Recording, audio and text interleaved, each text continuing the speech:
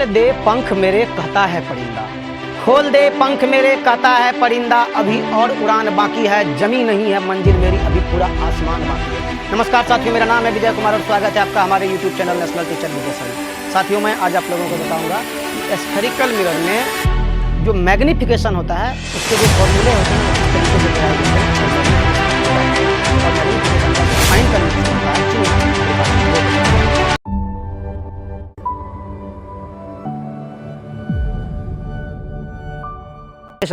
यानी कि आवर्धन। आवर्धन क्या होता है?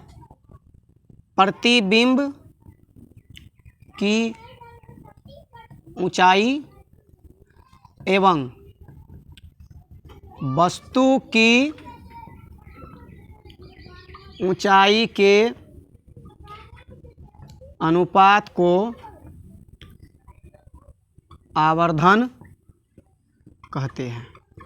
प्रतिबिंब की यानी कि आवर्धन बराबर जो होगा प्रतिबिंब की ऊंचाई बटे वस्तु की ऊंचाई।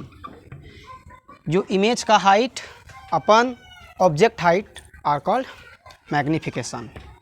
इसके लिए जो हम प्रयोग करेंगे छोटी एम का, और मान लीजिए कि आपके पास जो वस्तु की ऊंचाई प्रतिबिंब की ऊंचाई है एच डैश और वस्तु जो है एच। इसको ऐसे भी लिख सकते थे, एम बराबर एच किसका निकाल रहे हैं, ये इमेज है तो आई लिख सकते हैं, और एच ऑब्जेक्ट है तो ऑब्जेक्ट भी लिख सकते हैं। ये दोनों एक ही बात है, ये दोनों एक ही बात है।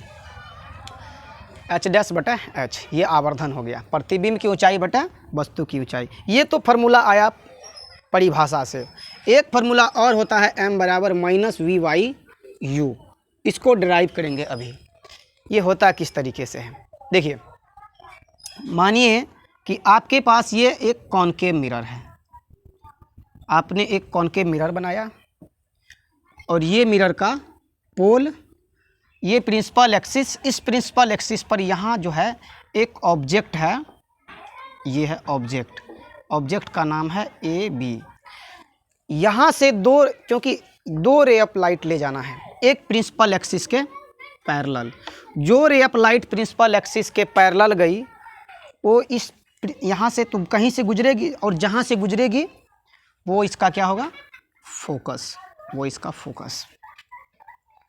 एक रे ऑफ लाइट ले जाएंगे यहाँ से पोल पे, एक रे ऑफ लाइट ले जाएंगे पोल पे। अब देखिए, तो यहाँ बनेगा नॉर्मल, और नॉर्मल कहाँ से पास करता है स्फेरिकल मिरर में, सेंटर ऑफ कर्वेचर से, और इंसिडेंट रे मिरर पर यहीं पड़ी, तो ये पॉइंट और नॉर्मल का पॉइंट तो एक ही जगह होगा रिफ्लेक्शन के नियम से।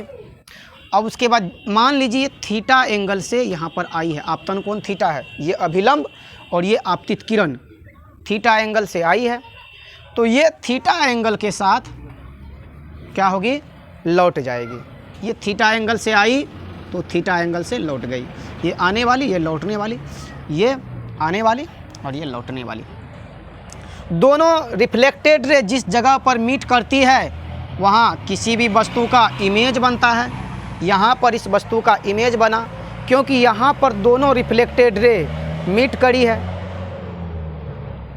मान लीजिए ये ऑब्जेक्ट ए बी, तो ये हो गया बी डैश ए डैश, ए डैश इसका हो गया इमेज। अब आप देख लीजिए ट्रायंगल ए बी पी में और A dash B dash P में, ट्रायंगल दो ट्रायंगल है आपका, triangle A B P, triangle A dash B dash P, और एक ट्रायंगल हो गया A dash B dash P. इन दोनों ट्रायंगल में देखिए, पहले ए बी पी में देखिए, यहाँ हो गया 90 डिग्री, यहाँ हो गया 90 डिग्री, और ए डैश बी पी में देखिए, बी डैश पी में यहाँ भी हो गया 90 डिग्री। इस ट्रायंगल में देखिए यहाँ कोण थीटा, यहाँ 90 डिग्री। इस ट्रायंगल में देखिए यहाँ कोण 90 डिग्री, यहाँ कोण थीटा। दोनों ट्रायंगल क्या हो गया, तुम लिख सकते हैं ट्रायंगल ए बी पी में, ट्रायंगल ए बी पी में देखिए कोण ए बी पी, जो एंगल ए बी पी वो है 90 डिग्री, और angle A B P 90 degree, A P B theta, angle A P B कितना थीटा। इसी तरह से ट्रायंगल आप देख लीजिए A dash B dash P में, triangle A dash B dash P में जो angle A dash B dash P है वो 90 डिग्री है। Angle A dash B dash P 90 degree और A dash P B dash, angle A dash P B dash ये theta. अब इन दोनों एंगल में देखिए, दोनों ट्रायंगल को अलग अलग आप बना के देख लीजिएगा। तो दोनों ट्रायंगल को अलग अलग बना के देखिए, आपका जो एक ट्रायंगल बना है ये बना है, ये ट्रायंगल है ए बी पी, ये ए ये बी और एक पी। एक ट्रायंगल और बना है आपका, ये देख लीजिए, ये है बी डैश ए डैश और ये पी। ये एंगल 90 डिग्री, ये थीटा, ये 90 डिग्री और ये थीटा। अब ये दो एंगल बराबर हैं तो ट्रायंगल जो है ये दोनों ट्रायंगल इसीलिए जो है ट्रायंगल ए बी पी जो है सिमिलर हो गया किसके, triangle A dash B dash P का। अब दो ट्रायंगल अगर सिमिलर होता है, दो त्रिभुज समरूप होते हैं तो जो संगत भुजा होता है वो समानुपाती होता है, संगत भुजा समानुपाती होता है, भुजा समानुपाती होगा। अब देखिए संगत भुजा क्या, इस ट्रायंगल में देखिए ए बी पी में और A dash B dash P में क्या होगा।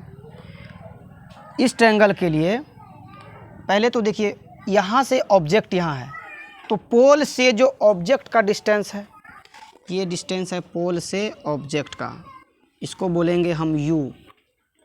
पोल से ऑब्जेक्ट के डिस्टेंस को बोलेंगे u और पोल से जो इमेज है, पोल से इमेज डिस्टेंस को हम बोलेंगे v। तो ये यहाँ इमेज बना है तो इसको हम बोलेंगे v।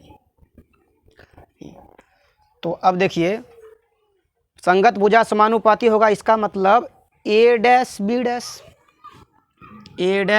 डैश बटा इसका ए बी बराबर, यहाँ देखिए पी बी डैश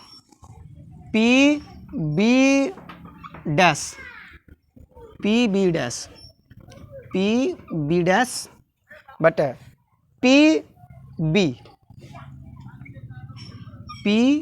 बी। अब देखिए ए डैश बी डैश क्या है, ए डैश बी डैश इमेज है और इमेज के हाइट को हम क्या बोलेंगे एच डैश, या तो ये बोलें या एच जो है आई बोल सकते हैं, या ये तो एच डैश बोल दीजिए, इसको क्या बोलेंगे एच डैश। ए बी क्या है ऑब्जेक्ट है, ए बी क्या है ऑब्जेक्ट का हाइट तो हुआ होगा कुछ, मान लीजिए एच है, ऑब्जेक्ट का हाइट एच है।